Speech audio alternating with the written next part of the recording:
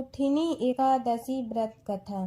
धर्मराज युधिष्ठिर बोले कि हे भगवान, वैशाख मास के कृष्ण पक्ष की एकादशी का क्या नाम तथा उसकी विधि क्या है और उससे कौन से फल की प्राप्ति होती है, सो कृपा पूर्वक कहिए।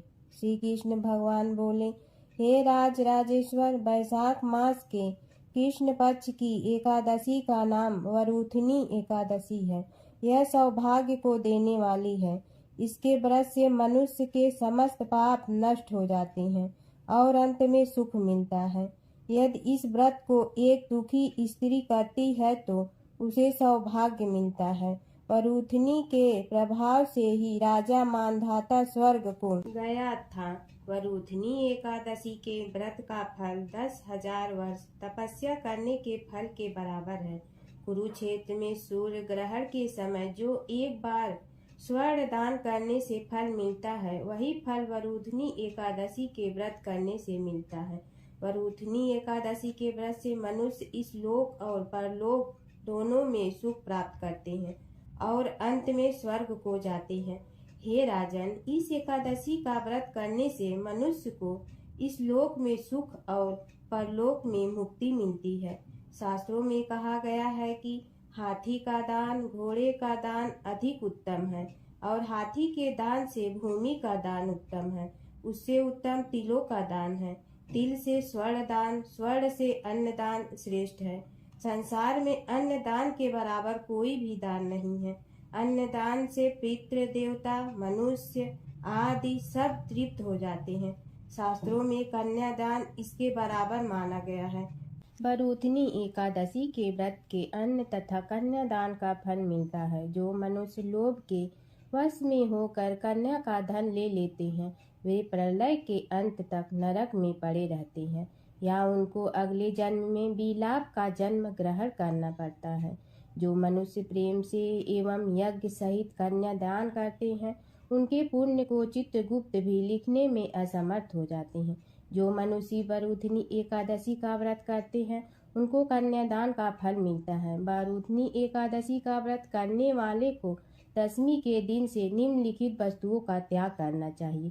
कांसे के बर्तन में भोजन करना, मांस, मसूर की दाल, चना, कोदो, साग, मधु, दूसरे का अन्न, दूसरी बार भोजन करना। दिन जुआ नहीं खेलना चाहिए तथा शयन नहीं करना चाहिए। उस दिन पान खाना, दातून करना, दूसरे की निंदा करना तथा चुगली खाना और पापियों के साथ बातचीत भी नहीं करनी चाहिए। उस दिन क्रोध करना, झूठ बोलना त्याग देना चाहिए। इस व्रत में नमक, तेल तथा अन्न वर्जित है। हे राजन, जो मनुष्य इस एकादशी का विधि पूर्वक व्रत करते हैं, उनको स्वर्ग लोक की प्राप्ति होती है। अतः मनुष्य को पापों से डरना चाहिए और जो मनुष्य यमराज से डरते हैं, उनको इस वरूथिनी एकादशी का विधि पूर्वक व्रत करना चाहिए। इस व्रत के महात्म्य को पढ़ने से 1 सहस्त्र गौदान का फल प्राप्त होता है। इसका फल गंगा स्नान करने के फल से भी अधिक है। दूसरी कथा। प्राचीन समय में नर्मदा नदी के किनारे मानधाता नाम के राजा रहते थे। राजा का धर्म निभाने के साथ ही वह जप तप करते रहते थे, साथ ही प्रजा के प्रति दया भाव रखते थे। एक बार वह तपस्या में लीन थे तो एक भालू ने उनका पैर चबा लिया और राजा को जंगल की ओर खींच कर ले गया। तब राजा ने विष्णु भगवान से प्रार्थना की।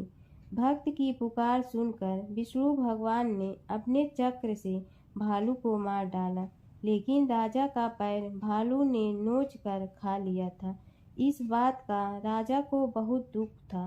राजा को दुखी देखकर विष्णु भगवान ने कहा कि राजन, भालू ने जो तुम्हारा पैर काटा है, वह तुम्हारे पूर्व जन्म का पाप है, जिसकी सजा तुम्हें इस जन्म में भुगतनी पड़ रही है। राजा ने इससे मुक्ति पाने का उपाय पूछा तो भगवान विष्णु ने कहा कि राजन, तुम मेरी वाराह अवतार मूर्ति की पूजा वरूधिनी एकादशी का व्रत धारण करके करो। इससे तुम्हारे पाप कट जाएंगे और व्रत के प्रभाव से दोबारा अंगों वाले हो जाओगे। इसके बाद राजा ने वरूधिनी एकादशी का व्रत धारण किया तो उनका पैर भी सही हो गया। एक लपसी था, एक तपसी था। तपसी हमेशा भगवान की तपस्या में लीन रहा करता था। लपसी रोजाना 1.25 सेर की लपसी बनाकर भगवान को भोग लगाकर जीम लेता था। एक दिन दोनों लड़ने लगे। तपसी बोला, मैं रोज भगवान की तपस्या करता हूँ, इसलिए मैं बड़ा हूँ। लपसी बोला, मैं रोज भगवान को 1.25 सेर लपसी का भोग लगाता हूँ, इसलिए मैं बड़ा हूँ। नारद जी वहाँ से गुजर रहे थे। दोनों को लड़ता देखकर उनसे पूछा कि तुम क्यों लड़ रहे हो। तपसी ने खुद के बड़ा होने का कारण बताया और लपसी ने अपना कारण बताया। नारद जी बोले, तुम्हारा फैसला मैं करूँगा।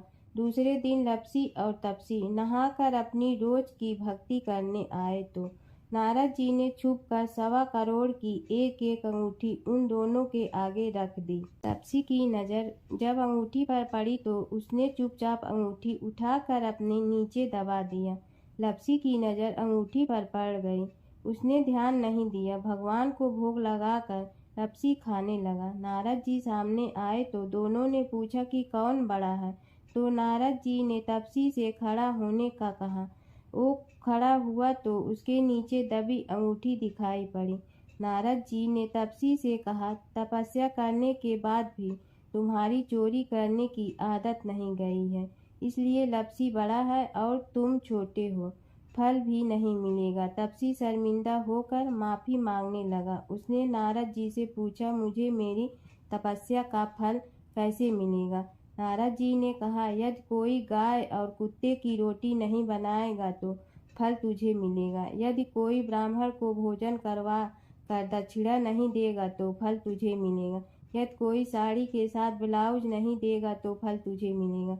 यदि कोई दिए से दिया जलाएगा तो फल तुझे मिलेगा। यदि कोई सारी कहानी सुने लेकिन तुम्हारी कहानी नहीं सुने तो फल तुझे मिलेगा। उसी दिन से हर व्रत कथा कहानी के साथ लपसी तपसी की कहानी भी सुनी जाती है।